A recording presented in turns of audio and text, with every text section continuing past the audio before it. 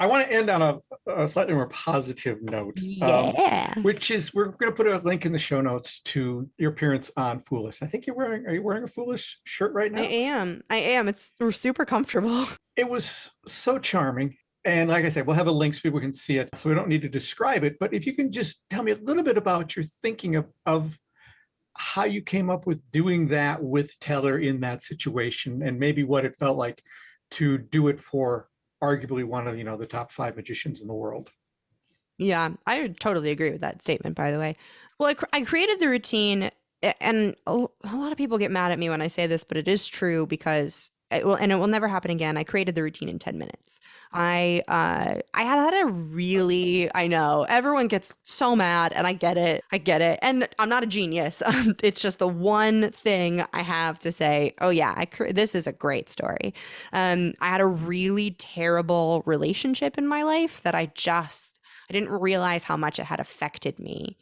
And the relationship was negative, but I didn't want to put that on stage. So I wanted to end it positive. And I heard this song by the Piano Guys, and it was a rendition of 1,000 Years by Christina Perri. And I just went, oh my goodness. And I just kept I would just keep repeating the song, repeating the song, repeating the song. And I just made the routine. I just put it all together. It was a little bit more messed up than what you saw on Fool Us. Johnny Thompson really took it to the next level, where I used to use a box and it was very hefty and a kind of bulky and it didn't look great.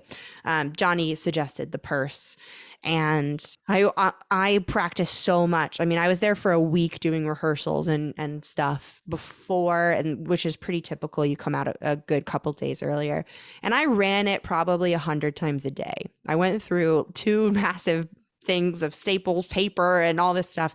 And I think I said I wanted to do it with Teller because he's perfect. He's a perfect person to do a silent routine for and hopefully be impressed by. And so I wanted to do it for him.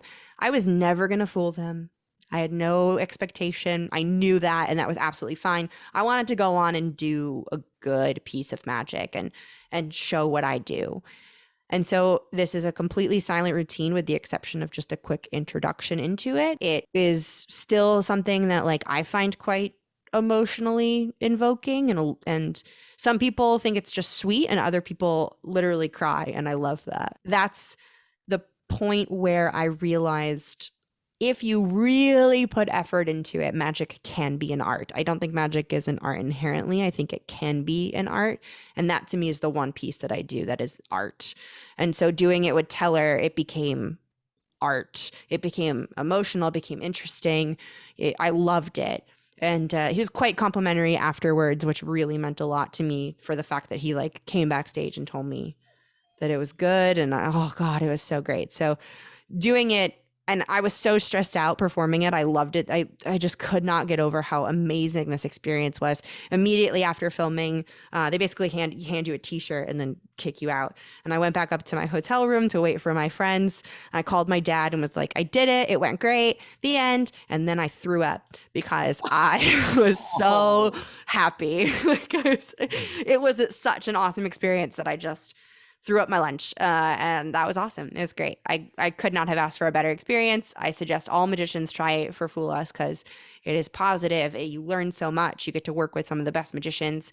And the fact that you get to do something with Penn or Teller or both is, man, so cool. I think we need to add two little asterisks to your opening statement about you created it in 10 minutes. One is you created it in 10 minutes with all your understanding of magic for years before that. It's not like a person off the street created it in 10 minutes. You have all this experience as a performer.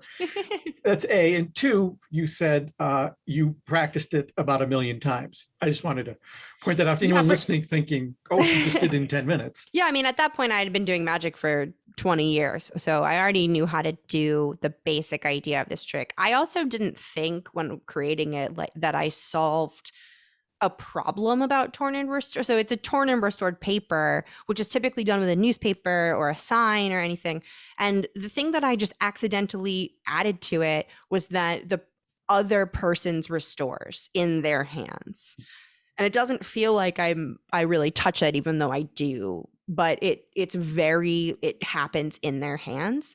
And I didn't realize until Penn said it at Fool Us that I had solved a problem about torn and restoreds, which is not a problem that you can also solve just naturally. It was part of the story. Right. So yeah, you're right. It's like, yes, 20 years of training and 2 years of running this for audiences it showed up on Fool Us, and it was great.